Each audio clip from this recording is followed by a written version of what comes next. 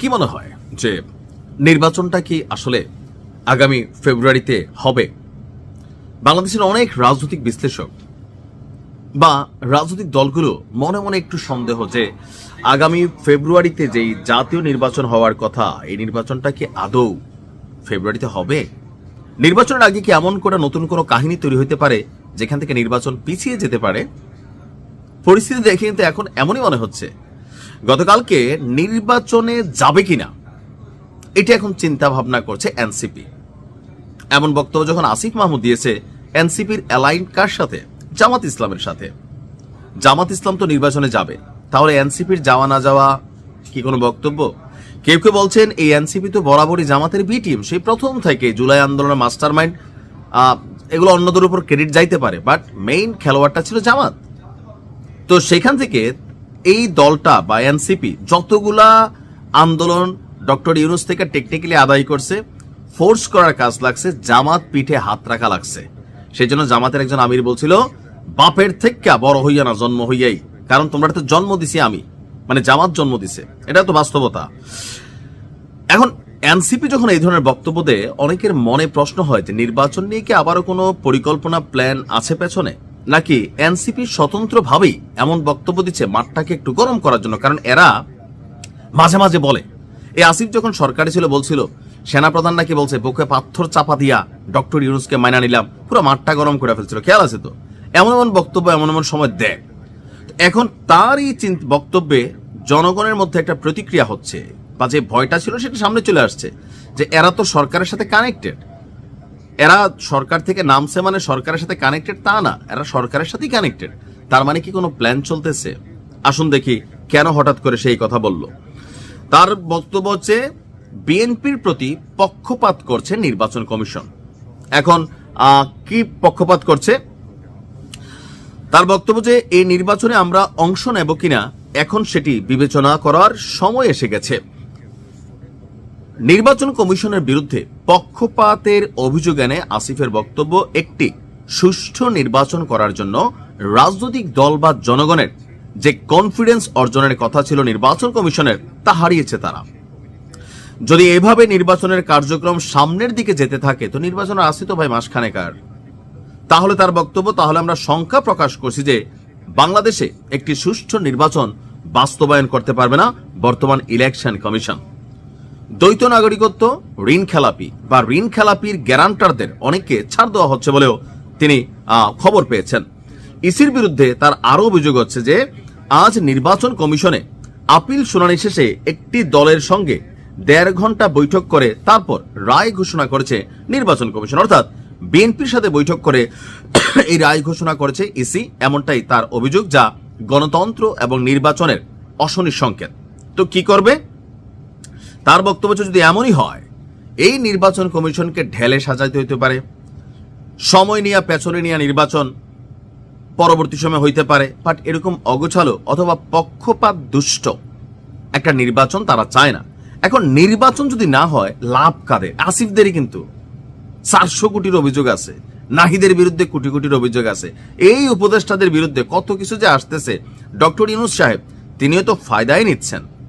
যতক্ষণ নির্বাচন হবে না এই রামসাম যদুমধু ও যে বিচি নেতা কোথেকা ধান্দা কোটি কোটি টাকা, আপনি দেখেন আইফোন টাইফোন চালাইয়া ড্রেস আপ গাড়ি বাড়ি এক একজন শত কোটি কামাই ফেলছে, এদের লাভ।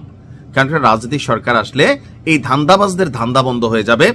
আর এনসিপিতে যারা রাজনীতি করেন তারা সরকারের উপর যে চাপ তৈরি করতে পারেন অথবা প্রশাসনে তারা যে মূল্যায়নটা পান, একটা রাজনৈতিক সরকার ক্ষমতায় আসলে তাদের বন্ধ হয়ে যাবে। এই মুহূর্তে নির্বাচন বন্ধ হলে আমার মনে হয় জামাতেরও লাভ না, লাভটা হচ্ছে এনসিপির কয়েকজন নেতার, লাভ হচ্ছে যারা ধান্দাবাজ, এদের রাষ্ট্রের ক্ষতি। বিদেশি বিনিয়োগ দেশে বন্ধের পথে, সরকার হিমশিম খাচ্ছে, দেশে গ্যাসের সংকট, এটা সংকট ওইটা সংকট। ইউনূস সরকারের আমলে সারা পৃথিবীতে বাংলাদেশের ভিসার রেশিও কমছে। একটা রাজনৈতিক সরকার না থাকলে কেউ কিন্তু স্থিতিশীল ভাবে না একটা রাষ্ট্রকে। সো নির্বাচন দরকার। পেছানোর কোন রকম ষড়যন্ত্র বাংলাদেশের জনগণ এনসিপির কথায় মাঠে নামবে না। আসিফ বলছে মাঠে নামবে, তো নামো। তুমি আর আগের মতন আসিফ মাঠে নেমে কিছু করতে পারবে না, পরিস্থিতি বদলাই গেছে। হ্যাঁ, এখন এটা যদি জামাতের তলে তলে অন্তরে অন্তরে চিন্তা হয় জামাতের ইচ্ছারে এনসিপি বলুক, তাহলে হয়তো ভিন্ন প্রেক্ষাপট হইতে পারে, কিন্তু এনসিপির শক্তিতে নির্বাচনের কিচ্ছু হবে না। বাট একটা আলোচনার খোরাক তো হলো। ভিডিও শুরুতেই আমি ভাইরাল সিদ্দিকের একটা দাবি নিয়ে বলি। ওই যে ওলামা লীগ ছিল, ওলামা দলের এখন হয়ে গেছে সভাপতি হয় নাই, সরি, মানে নিজেকে নিজে দাবি করে নতুন একটা রাজনৈতিক দলও খুলছে। গেল পরশুদিন তার একটা ভিডিও আমি দেখেছিলাম, সে দাবি করছিল তার 4 জন গানম্যান দরকার, কারণ তিনি একটা দলের প্রধান। তো তার দাবিটা শুই না তখন মনে হয়েছে যে আমরা হাহারি এক দিছি, কিন্তু যদি আপনি রাজনৈতিক প্ল্যাটফর্মে রাজনৈতিক পয়েন্ট অফ ভিউতে ভাবেন, যদি তার দল নিবন্ধন পায় তাহলে রাষ্ট্র তাকে প্রটোকল দিতে হবে কেন সেই দলটির চেয়ারম্যান। এই কথার সাথে বাকি কথাগুলা কেন কানেক্ট করছি, অনেকে কমেন্টের মধ্যে লেখছেন ওজন আছে কিনা, ওনার সমান যোগ্যতা অর্জন করতে বলুন, নানান ধরনের বক্তব্য দিচ্ছেন জামাতের আমিরকে নিয়ে। কারণ জামাতের আমির যিনি আছেন ডাক্তার শফিক সাহেব, ওনার জন্য ডক্টর ইউনূসের কাছে আপনার একটা দাবি করেছে জামাত ইসলাম। এই দাবিটার পেছনের প্রেক্ষাপট হচ্ছে কোনটা, এতদিন কিন্তু এই দাবিটা ছিল না। যখন জনাব তারেক রহমান বাংলাদেশে ফিরলেন, দীর্ঘ একটা প্রবাস জীবন শেষে বা দেশ থেকে বিতাড়িত ছিলেন, দেশে আসার সুযোগ ছিল না, নজিরবিহীন নিরাপত্তা সেনাবাহিনী, পুলিশ, রাষ্ট্রের গোয়েন্দা সংস্থাগুলো ওনাকে দিয়েছে। আর এই যে নিরাপত্তা সিস্টেমটা দেখা তখন বাকিদের নিশ্চয়ই মনে হয়েছে যে অন্য দলগুলোর যারা কর্মীরা আছে, দেখো যে তাদের নেতা কত বড়। এটা কিন্তু কর্মীদের মধ্যে আসছে। বাট তারেক রহমানের উপরে এখানে জীবননাশের হুমকি ছিল, অনেক ধরনের থ্রেট ছিল, তিনি দেশে আসতে পারতেছিলেন না, অনেক গোয়েন্দা তথ্য হয়তো সরকারের কাছে ছিল। সরকার সর্বোচ্চ প্রটোকল দিয়েছেন। ডক্টর ইউনূসও এরকম নজিরবিহীন নিরাপত্তা পান নাই, বা পাইলেও আমি জানি না। এখন এগুলো দেখা যে আমাদের কাছে মনে হয়েছে যে তারেক রহমানের জীবন, তিনি দলটির চেয়ারপারসন বা বেগম খালেদা জিয়ার পুত্র, সেই হিসাবে যদি এরকম পায় তাহলে আমাদের আমির সাহেব দোষ করছে কি? তো তাদের দাবি হচ্ছে যে তারেক রহমান এখন যখন সারা বাংলাদেশের বিভিন্ন জায়গায় যাচ্ছেন, ওনার বাড়ি থেকে শুরু করে সবকিছুতে রাষ্ট্র যে প্রটোকল দিচ্ছে, নিজস্ব সিকিউরিটি বাহিনী তো আছেই, সেই প্রটোকলের সমান জামাত আমিরকে দিতে হবে। এখন তাদের এই চাওয়াকে অযৌক্তিক, শতভাগ যৌক্তিক। কেন যৌক্তিক? কারণ জামাতও একটা বড় দল, এই মুহূর্তে ক্ষমতায় যাইতেও পারে। মাঠ পর্যায়ে নির্বাচনের বিভিন্ন রেজাল্ট বলছে যে জামাত অনেক দূর এগিয়ে আছে ইউনিভার্সিটি লেভেলে। তো সেই ক্ষেত্রে ডাক্তার শফিক সাহেব তিনি তার জন্য নিরাপত্তা চাইতেই পারেন। তবে তারেক রহমানের সমান, এইটা আমার কাছে মনে হয়েছে যে একটু ভেজাল। এবার আসেন, ওই যে সিদ্দিক 4 জন চাইছে, সিদ্দিকের সাথে তার যে কি বলা হয় যে ধরেন দাবি তার প্রাণের নিরাপত্তা, কারণ সে মাঝে মাঝে এমন কাহিনী করে, তো সেই ক্ষেত্রে তার পাবলিক ধাওয়া টাওয়া দেয়, একবার মাইরু খেয়ে আসছে, তো এরপর থেকে তার নিরাপত্তা দরকার। জামাতের আমিরের জন্য ততটুকু নিরাপত্তা দরকার যতটুকু উনি মনে করেন এখন অমুকের সমান আমাকে দিতে হবে। এর আগে আমার কেন লাগলো না? জামাত আমিরের জীবনের প্রতি কোনো থ্রেড আসছে? যদি থাকে সেটা আলাদা। এখন তারেক রহমানের সমান কেন? একটু বেশি চান। আমি যে জায়গাটাতে বলছি, বাংলাদেশের রাজনীতিতে এই জিনিসগুলো থেকে আমরা বের হইতে পারি নাই, বের হওয়া দরকার। জামাত আমিরের নিরাপত্তার জন্য রাষ্ট্রকে প্রটোকল দিতে হবে। এখন একটা রাষ্ট্রের দোষ দেখেন, ইউনূস সরকারের একটা জায়গায় তো ডিস্টারবেন্স আছেই, যে ক্ষেত্র বিশেষে মানে যে বেশি শক্ত, মানে বাঙালি জাতি তো, তাই না? তো ওনার কাছে ভক্ত হইয়া যায়। এখন ডক্টর ইউনূস সরকারের কাজ হচ্ছে কি, তিনি নিউট্রাল একটা গভর্নমেন্ট সিস্টেম পরিচালনা করছেন। তো সেই ক্ষেত্রে সমতা রাখতে হবে। তিনি আসলে কোথাও সমতা রাখছেন? যখন এনসিপি ঠেলাইছে তা আমাদের ইউনূস স্যার এক ধরনের সিদ্ধান্ত নিত, যখন জামাত ঠেলাইতো এক ধরনের নিত, বিএনপি ঠেলাইছে আরেক রকম নিছে। উনি ওনার যে নিরপেক্ষ অবস্থান অনেক আগে হারাই ফেলছেন, এনসিপি তিনি তৈরি করছেন ব্যাকগ্রাউন্ড থেকে, তো আর আওয়ামী লীগের দৌড়ের উপর রাখছে।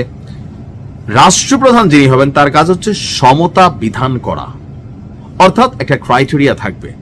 এখন জামাতের এই চাওয়া কি অযৌক্তিক? অযৌক্তিক না। জামাত মনে করতেছে বাংলাদেশের প্রটোকল কেমন হয় জনাব তারেক রহমানের সিস্টেম দেখা বা ওনার মুভমেন্টে, এখন তারেক রহমানের যে জীবনমান বা জীবনযাত্রা বা লাইফের থ্রেড আছে বিভিন্ন ইস্যুতে, তো এখন জামাতের কি আমিরের সেই পরিমাণ আছে? যদি থাকে তাহলে দেওয়া উচিত, কম হোক বেশি হোক, আসলে দেওয়া উচিত।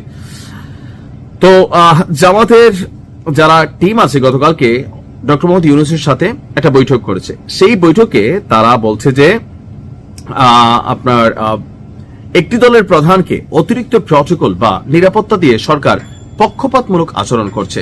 এখন যদি অতিরিক্ত দিয়ে থাকে তাহলে অবশ্যই পক্ষপাতমূলক হবে। এখন এটাও বুঝতে হবে যে ওনার যতটুকু সিকিউরিটি দরকার আমাদের শফিক ভাইয়ের এতটুকু দরকার কিনা। যদি দরকার না থাকে তাহলে রাষ্ট্র অপ্রয়োজনীয় ব্যবস্থা কেন নেবে? যদি দরকার হয় তাহলে শতভাগ ডক্টর ইউনূসকে দিতে হবে। এখন এই যে জায়গাগুলো ব্যালেন্স করা, ভাই এত সোজা না। মানে আপনি সমতা বিধান করা রাষ্ট্রের পক্ষ থেকে এটা কখনো হয় না, আসলেই হয় না। যে দল ক্ষমতামুখী হয় তার প্রতি সবার একটা ভক্তি, শ্রদ্ধা, ভালোবাসা, যে ভাই আগামী দিন উনি তো প্রধানমন্ত্রী হবেন, উনি এটা করবেন, উনি সেটা করবেন, সো একটা ভক্তি তৈরি হয়ে যায়। এখন দেখা যাক ডক্টর ইউনূস কি করেন। তবে আমার মনে হয় যে